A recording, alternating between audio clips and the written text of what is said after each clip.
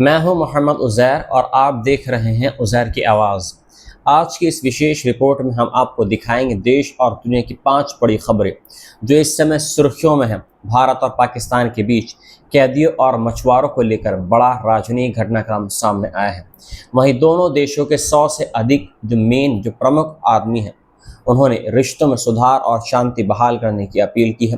उधर रूस में ईंधन संकट के बीच भारत से पहली बार बड़े पैमाने पर पेट्रोल की आपूर्ति शुरू हो गई है। अयोध्या में राम मंदिर को लेकर सियासी विवाद और कांग्रेस नेताओं को दर्शन से रोके जाने पर राजनीति तेज हो गई है। वहीं अमेरिका के सुप्रीम कोर्ट ने राष्ट्रपति डोनाल्ड ट्रंप को बड़ा झटका देते हुए जन्मसिद्ध नागरिकता को बरकरार रखने का ऐतिहासिक फैसला सुनाया है। इन सभी बड़ी खबरों की पूरी और विस्तार से जानकारी देंगे इस वीडियो में। वीडियो को अंत तक आप ज़रूर देखें। चैनल पर पहली बार हैं तो उज़ैर की आवाज़ को आप सब्सक्राइब करना ना भूलें। आइए शुरू करते हैं आज की सबसे बड़ी खबरों का सिलसिला। भारत और पाकिस्तान के बीच वर्ष 2008 के कौंसलर एक्सेस समझौते के तहत बुधवार को दोनों देशों ने एक दूसरे की हिरासत में मौजूद कैदियों और मछुआरों की सूची का आदान प्रदान किया। इस दौरान भारत ने पाकिस्तान से उसकी हिरासत में बंद 13 भारतीय नागरिक कैदियों को तत्काल कौंसलर एक्सेस देने की मांग की, जिन्हें अब तक ये सुविधा उपलब्ध नहीं कराई गई है। विदेश मंत्रालय के अनुसार भारत ने पाकिस्तान से ये भी कहा कि जिन 188 भारतीय मछुआरों और नागरिक कैदियों की सज़ा पूरी हो चुकी है, उन्हें बिना किसी देरी के रिहा कर सुरक्षित भारत भेजा जाए। भारत ने पाकिस्तान से सभी भारतीय या भारतीय माने जाने वाले कैदियों की सुरक्षा, स्वास्थ्य और कल्याण सुनिश्चित करने की भी अपील की है।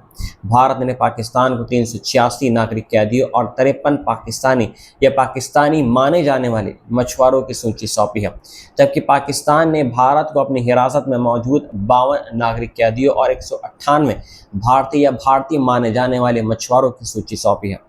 पाकिस्तान ने भी भारत से उन 97 पाकिस्तानी कैदियों, जिनमें 64 नागरिक और 33 मछुआरे शामिल हैं तथा जिनकी सज़ा पूरी हो चुकी है और राष्ट्रीयता की पुष्टि हो चुकी है, उन्हें रिहा कर स्वदेश भेजने का अनुरोध किया है। उल्लेखनीय है कि भारत और पाकिस्तान के बीच हर वर्ष 1 जनवरी और 1 जुलाई को इस समझौते के तहत कैदियों और मछुआरों की सूची का आदान प्रदान किया जाता है। विदेश मंत्रालय ने बताया है कि भारत लगातार पाकिस्तान की हिरासत में बंद भारतीय नागरिकों, मछुआरों और लापता भारतीय रक्षा कर्मियों की शीघ्र रिहाई और स्वदेश वापसी की मांग उठाता रहा है। सरकार के प्रयासों के चलते वर्ष 2014 से अब तक पाकिस्तान से 2661 भारतीय मछुआरों और 78 नागरिक कैदियों को भारत वापस लाया जा चुका है, जिनमें वर्ष 2023 से अब तक 500 मछुआरे और 20 नागरिक कैदी इसमें शामिल हैं। दूसरी तरफ भारत और पाकिस्तान के 100 से अधिक प्रमुख दोनों देशों के प्रधानमंत्रियों से आपसी तनाव कम करने और शांति बहाल करने की दिशा में ठोस तथा स्थायी कदम उठाने की अपील की है। Centre for piece and process की ओर से जारी एक खुले पत्र पर भारत और पाकिस्तान के कुल 117 प्रमुख हस्ताक्षरकर्ताओं ने हस्ताक्षर की हैं। इस पत्र में कहा यह गया है कि दोनों देशों के बीच लगातार बनी हुई दुश्मनी करोड़ों युवाओं को बेहतर अवसर, समृद्धि और सुरक्षित भविष्य से वंचित कर रही है। जिन लोगों ने साइन किया है, उन्होंने नई दिल्ली और इस्लामाबाद में पूर्ण राजनीतिक संबंध बहाल करने, दोनों देशों में फिर से उच्चायुक्त नियुक्त करने और सामान्य वीज़ा सेवाएं शुरू करने की मांग की है। पत्र में सभी लंबित मुद्दों पर व्यापक द्विपक्षीय वार्ता फिर से शुरू करने का सुझाव दिया गया है, जिसमें जम्मू कश्मीर से जुड़े मुद्दों पर भी बातचीत शामिल है। इसके साथ ही सीमावर्ती क्षेत्रों में तनाव कम करने, लोगों के बीच संपर्क बढ़ाने और व्यापार व यात्रा को आसान बनाने के लिए अटारी वाघा सीमा को पूरी तरह खोलने, श्रीनगर मुजफ्फराबाद बस सेवा दोबारा शुरू करने तथा वाणिज्यिक उड़ानों के लिए हवाई क्षेत्र खोलने की भी सिफारिश की गई है। धार्मिक और सांस्कृतिक संपर्क बढ़ाने के लिए करतारपुर साहिब कॉरिडोर को फिर से सक्रिय करने और पाकिस्तान के नीलम वैली स्थित शारदा पीठ की यात्रा को भी सुगम बनाने की मांग की गई है। पत्र में कहा यह गया है कि भारत और पाकिस्तान मिलकर दुनिया की लगभग 5वें हिस्से की आबादी का प्रतिनिधित्व करते हैं और दोनों देशों के लोगों का भविष्य संघर्ष नहीं बल्कि शांति, विकास, सहयोग और साझा प्रगति पर आधारित होना चाहिए। हस्ताक्षरकर्ताओं ने दोनों प्रधानमंत्रियों से आम लोगों की आशंकाओं को प्राथमिकता देते हुए टकराव की बजाय संवाद और सहयोग का रास्ता अपनाने की अपील की है। साथ ही ये भी स्पष्ट किया है कि ये किसी राजनीतिक पक्ष का समर्थन नहीं बल्कि दक्षिण एशिया के लगभग 2 अरब लोगों के बेहतर और सुरक्षित भविष्य के लिए शांति और सहयोग की अपील है। उधर रूस में ईंधन की बढ़ती कमी को दूर करने के लिए भारत से समुद्री मार्ग के जरिए पहली बार बड़े पैमाने पर पेट्रोल की आपूर्ति शुरू हो गई है। उद्योग से जुड़े सूत्रों के अनुसार भारत से कम 60,000 मीट्रिक टन पेट्रोल रूस भेजा गया है, जबकि 2 टैंकरों में 30 से 40 हजार टन की खेप रवाना की गई है। बताया जा रहा है कि यूक्रेन ड्रोन हमलों में रूस की कई तेल रिफाइनरियों को नुकसान पहुंचने के बाद देश में पेट्रोल की भारी कमी हो गई है। हालात ऐसे हैं कि रूस के कई इलाकों में राशनिंग, पेट्रोल पंपों पर लंबी कतारें और पेट्रोल की कीमतों में रिकॉर्ड बढ़ोतरी देखने को मिल रही है। रूस की सरकार ने स्वीकार किया है कि वह अन्य देशों के साथ भी उचित कीमतों पर ईंधन आयात को लेकर बातचीत कर रहा है। सोर्सेस के मुताबिक रूस हर महीने भारत और पड़ोसी देश बेलारूस सहित अन्य देशों से करीब 4 लाख मीट्रिक टन पेट्रोल आयात करने की योजना बना रहा है। बेलारूस पहले ही रूस को पेट्रोल की आपूर्ति बढ़ा चुका है। रूस में गर्मियों के दौरान प्रतिदिन लगभग 1,10,000 टन पेट्रोल की खपत होती है, जिससे मांग काफ़ी अधिक बनी हुई है। हालांकि अभी स्पष्ट नहीं हुआ है कि भारत कौन सी रिफाइनरी रूस को ये पेट्रोल उपलब्ध करा रही है। इस बीच रूस के राष्ट्रपति व्लादिमीर पुतिन ने भी माना है कि यूक्रेन के ड्रोन हमलों के कारण कुछ क्षेत्रों में ईंधन संकट पैदा हुआ है। हालांकि उन्होंने भरोसा जताया है कि सरकार इस स्थिति से निपट रही है। दूसरी ओर जून महीने में भारत द्वारा रूस से कच्चे तेल का आयात रिकॉर्ड स्तर पर पहुंच गया। उपलब्ध आंकड़ों के अनुसार जून में भारत ने रूस से प्रतिदिन लगभग 27 लाख बैरल कच्चा तेल खरीदा है, जो भारत के कुल तेल आयात का आधे से अधिक हिस्सा रहा है। जानकारों का मानना है कि पश्चिम एशिया में आपूर्ति संबंधित अनिश्चितताओं के बीच भारत और रूस के बीच ऊर्जा सहयोग लगातार मजबूत हो रहा है।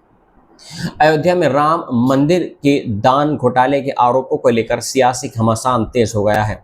मंगलवार को उत्तर प्रदेश कांग्रेस अध्यक्ष अजय राय के नेतृत्व में कांग्रेस का एक प्रतिनिधि मंडल रामलला के दर्शन के लिए अयोध्या पहुंचने वाला था, लेकिन पुलिस ने उन्हें मंदिर जाने से रोक दिया। अजय राय ने आरोप लगाया कि उन्हें पुलिस ने नजरबंद कर दिया है और तब तक अयोध्या नहीं छोड़ेंगे जब तक उन्हें रामलला के दर्शन की अनुमति नहीं मिलती है। उन्होंने कहा कि उनके साथ आने वाले कई सांसदों और नेताओं को रास्ते में रोक दिया गया, कुछ को उनके घरों में ही सीमित कर दिया गया, जबकि कई कार्यकर्ताओं को हिरासत में लिया गया है। कांग्रेस सांसद किशोरी लाल शर्मा ने आरोप लगाया कि सरकार दान में हुई कथित गड़बड़ी नहीं रोक सकी, लेकिन हिंदुओं को मंदिर में दर्शन करने से रोक रही है।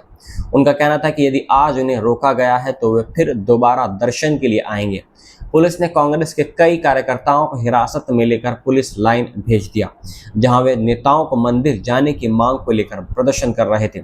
दूसरी ओर अजय राय की पत्नी रीना रॉय ने भी वीडियो जारी कर दावा किया कि उनके पति को पुलिस ने हिरासत में लिया है और परिवार को इसकी कोई जानकारी नहीं दी गई है, जिससे परिवार उनकी सुरक्षा को लेकर बहुत ज़्यादा चिंतित है।